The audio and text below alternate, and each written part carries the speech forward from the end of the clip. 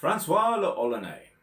Most likely not a name you're familiar with, but if you were Spanish during the golden age of piracy, its mere mention would have struck fear into your heart. Whilst writing my book, The Jenny's Revenge, where a crew of women have come together to sail the Caribbean, hoping to avenge themselves for the atrocities committed against them by pirates, I researched many of history's pirates, and Francois, if you were Spanish, was the worst. Born in France to poor parents, he was sold at the age of 15 into indentured servitude. This saw him be taken to Hispaniola to work a plantation carrying out back-breaking labour for Spanish masters. I think it's safe to say that it was here that his hatred for the Spanish was born.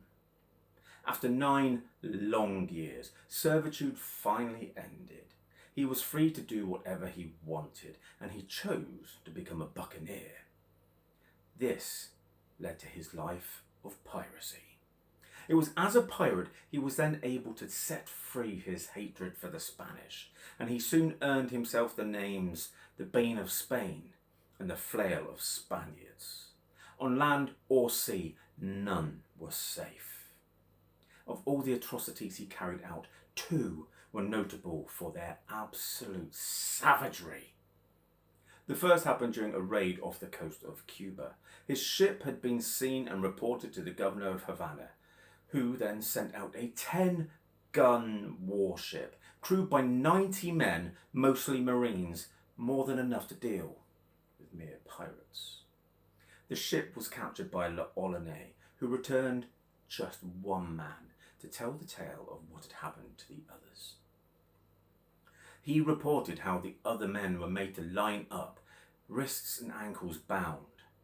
L'Olonnias then appeared before them, sword in one hand, sharpening stone in the other.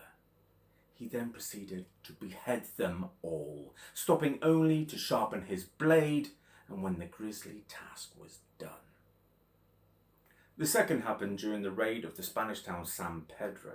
L'Olonnias and his men found themselves trapped within a Spanish barricade, surrounded by the town's guard. Needing to find a way to freedom, L'Olonnias then proceeded to torture his prisoners. Not getting the answers he wanted, he took his blade and cut the heart out of one poor fellow and gnawed on it in front of the others. He then promised them that they would get the same unless they could show him a way to safely pass by the guards waiting in ambush.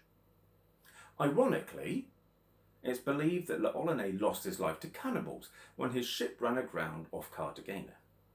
Now, I don't know how true any of this is, or any of the stories told about pirates, but I do know that if even the tiniest amount of what was written about L'Olonnias is true, he was one of the wickedest pirates there ever was. Savvy.